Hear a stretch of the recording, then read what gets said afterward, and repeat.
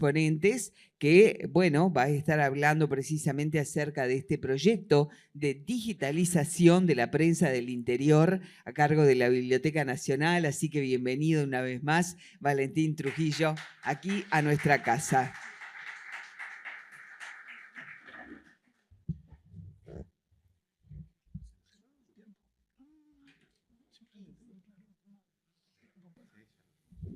Bueno, muy buenas noches.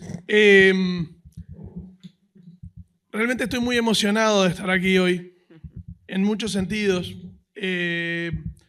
Implica volver a Maldonado, que es mi ciudad, es la ciudad donde nací y la ciudad donde todavía vive buena parte de mi familia.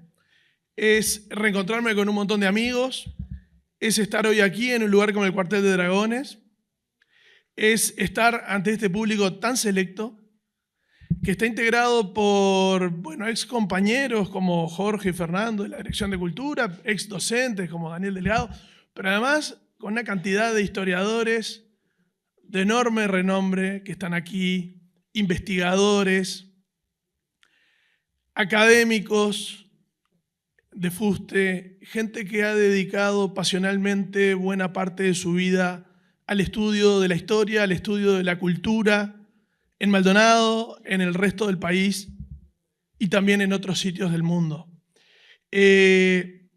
Quisiera destacar entre todos ellos, porque en este momento estamos colaborando con un proyecto que tiene justamente que ver con el tema que convocan estas dos jornadas, a la gente del Colegio del Instituto Uruguayo Argentino, a su director, Alfredo Tassano, a Silvia Pasos del Banco de Historias Locales, y me gustaría destacar en particular la relevancia que tiene de un colegio, porque esto no es común ni en el ámbito privado ni en el ámbito público que una institución educativa tenga como uno de sus proyectos bandera un centro de investigaciones de historia local, que tiene tanto que ver con la identidad, que tiene tanto que ver con el sentido de comunidad y con lo que somos, con este destino que, como decíamos del principio en las palabras de Jorge, nos puso en esas dos coordenadas geográficas e históricas en un lugar como Maldonado, como el Uruguay y como América.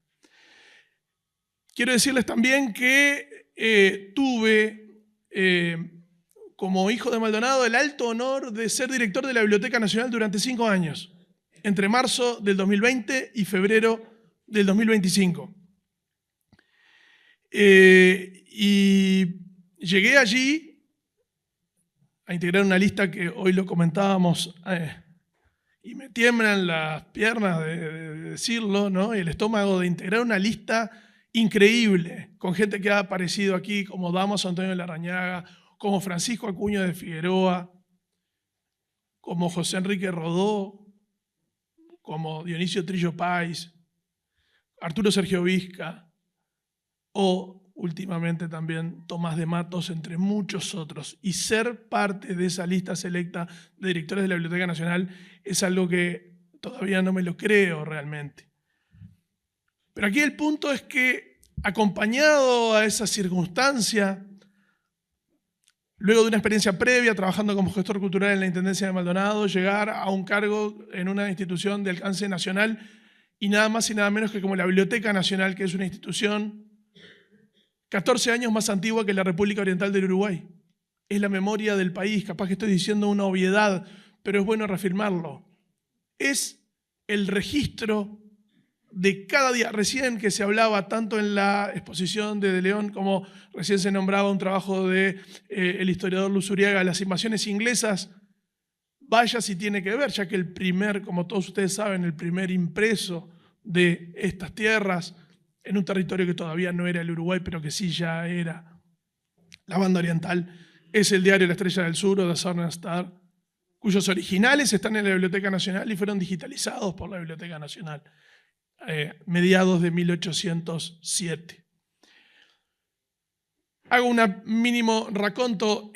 Como toda la administración anterior, se llevó la gigantesca sorpresa, no solamente la administración anterior, el Uruguay y el mundo, de que a 13 días del inicio llegó la emergencia sanitaria, llegó una pandemia desconocida y llegó una reconfiguración de las formas de trabajo y las formas de vida de los uruguayos y de todo el planeta.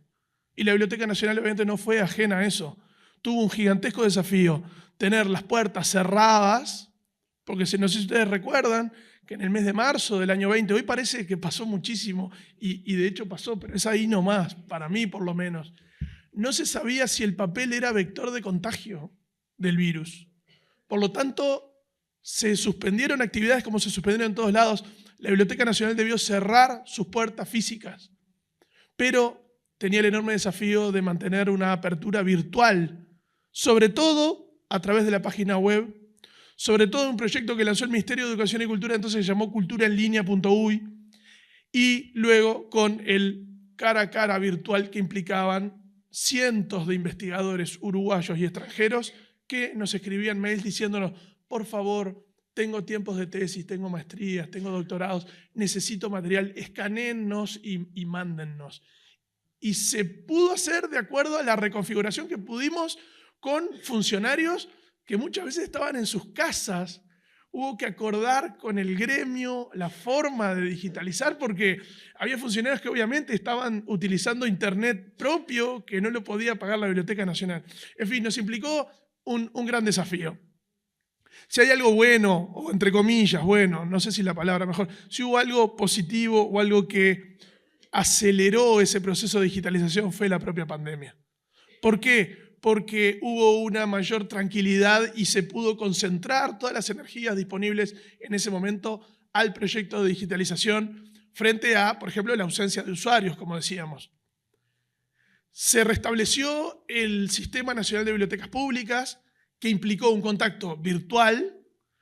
Empezamos a usar algo que yo por lo menos no conocía, no sé si ustedes lo conocían, pero para marzo, abril del año 20 nadie sabía lo que era el Zoom. Empezamos a ser expertos en el Zoom y empezamos a generar reuniones semanales con un montón de referentes de bibliotecas en los 19 departamentos. Y ahí empezó a pergeñarse algo que no estaba planificado para el año 20, sino para el 21, pero que se adelantó, que fue el proyecto de digitalización de prensa del interior, de los siglos XIX y primera mitad del siglo XX. Agradezco explícitamente las referencias positivas que ha habido aquí y agradezco también y felicito, que es algo que debía haber dicho al principio, a los organizadores de estas jornadas en permitirme, luego de mi propuesta, que yo esté hoy utilizando estos breves 15 minutos, pero muy generosos, para contar un poco esta experiencia que se potenció y se inició en la administración pasada, pero que por suerte es algo que continúa y ojalá trascienda los proyectos personales, que es algo que sucede en el Uruguay y el mundo, que es que cuando alguien lleva adelante con mucha fuerza y mucho entusiasmo un proyecto, parece que cuando esa persona no estuviera en el lugar decayera. Y por suerte, y hasta donde me dijeron las autoridades actuales de la Biblioteca Nacional, esto pretende continuarse. Les cuento brevemente cómo funcionó, porque fue un ejemplo de círculo virtuoso. La Biblioteca Nacional en su acervo y en su hemeroteca tenía el 99% de casi todo lo publicado en todo el país desde principios del siglo XIX, todo el siglo XX hasta el siglo XXI. En muchos casos, en los departamentos existían algunos registros, y ustedes mismos como historiadores e investigadores locales lo saben porque los deben haber ido a consultar, pero de pronto no estaban completas las colecciones, no se conseguía la mejor calidad de los diarios, no se habían conservado en las condiciones técnicas necesarias, había seguramente volúmenes húmedos, volúmenes rotos, volúmenes secos, volúmenes cuarteados, volúmenes incompletos o volúmenes comidos por las polillas, o mal guardados en sótanos, en condiciones técnicas malas. La biblioteca, por suerte, tuvo un trabajo muy criterioso y hay un proceso de acumulación allí, porque sería falso y totalmente ostentoso de mi parte decir que esto fue gracias a la dirección que me tocó el honor de llevar adelante. Esto fue un proceso de acumulación hace muchísimo tiempo que la biblioteca viene conservando, mediante muchos procedimientos técnicos, la manera de preservar el papel y lo que se llama la salud del papel. Esas colecciones estaban disponibles y lo que teníamos era, del otro lado, la avidez de un montón de gente en todo el país por tener acceso a ello. Ustedes lo saben muy bien porque miles de veces debieron ir de sus lugares de origen a Montevideo, viajando hacia la Biblioteca Nacional, rezando porque la biblioteca estuviera abierta, porque no hubiera un paro, porque los funcionarios estuvieran en condiciones, con la inversión en dinero, en tiempo y en energía. Hoy hablaba con un historiador de Florida. Yo le dije, ustedes porque en Florida tienen la suerte geográfica de estar a solo 100 kilómetros. Y el que está en Bella Unión, el que está en Yaguarón, el que está en Carmelo, el que está en el Chuy, o el que vive en el interior profundo del departamento de Durazno, por ejemplo. O sea, en Costas de Malvajar. Ese también tiene derecho porque la biblioteca es de todos los uruguayos y es financiada con los impuestos de todos los uruguayos. Por lo tanto, la Biblioteca Nacional con este proyecto tenía una responsabilidad y tenía una manera de llegar a todo el país. Básicamente lo que sucedió fue que en el Congreso de Intendentes planteamos la idea y todos los intendentes estuvieron de acuerdo en llevar adelante el proyecto. Pero hubo un pequeño detalle, ustedes no sé si se acuerdan que por la pandemia se retrasaron las elecciones municipales. Último domingo de septiembre, si mal no recuerdo fue un 29 de septiembre.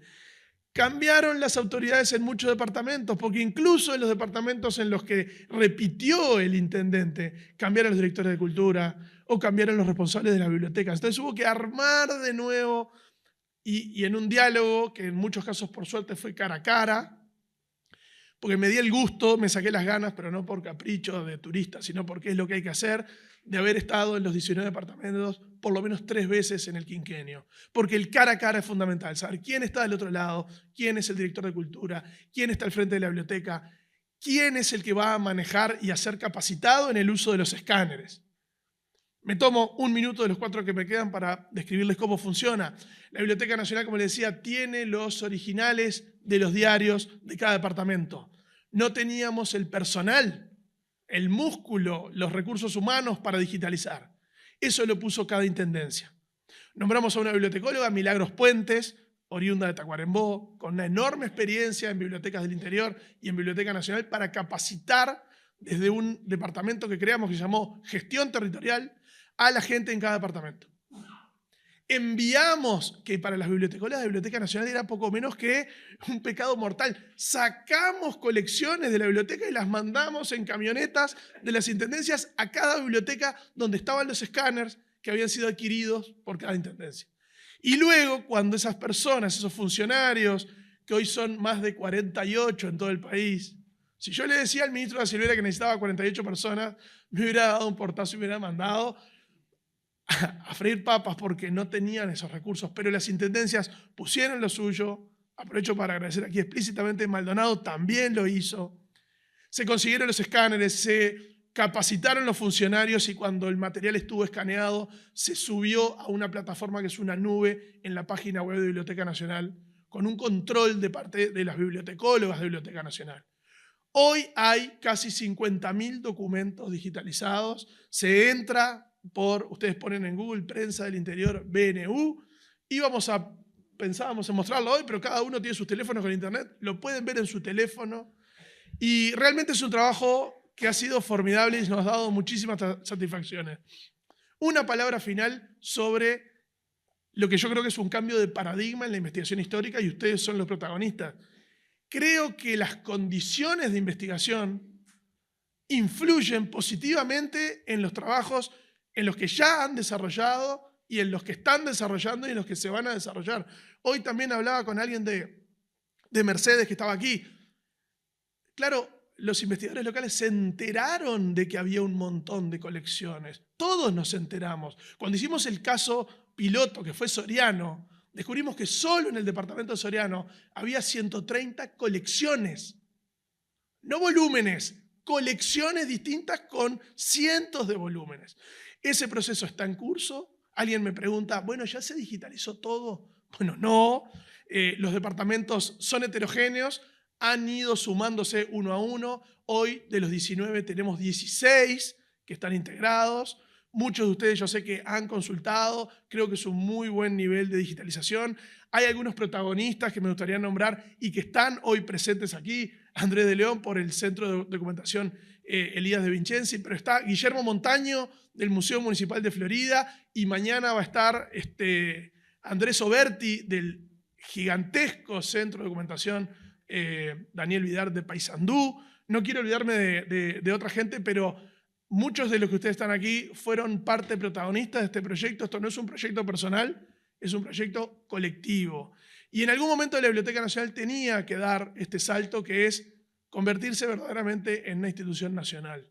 Durante demasiado tiempo, en mi opinión, estuvo concentrado en Montevideo, digitalizando materiales de Montevideo, que vaya si son importantes, por supuesto. Esto no es contra Montevideo, simplemente es ponerse un poco a tiro de un rezago que tenía en fuentes bibliográficas vinculadas al resto del país. Fue un esfuerzo muy grande. Yo agradezco a toda la gente que estuvo desde Biblioteca Nacional y desde cada intendencia, porque esto, reitero, no es un proyecto personal. Nosotros lo impulsamos inicialmente, pero se llevó adelante en un conjunto de gente que superó las 60 personas. Esto continúa, por suerte, y bueno, es contenido para que ustedes, por supuesto, sigan investigando y publicando muchos más libros. Muchas gracias. Muchísimas gracias.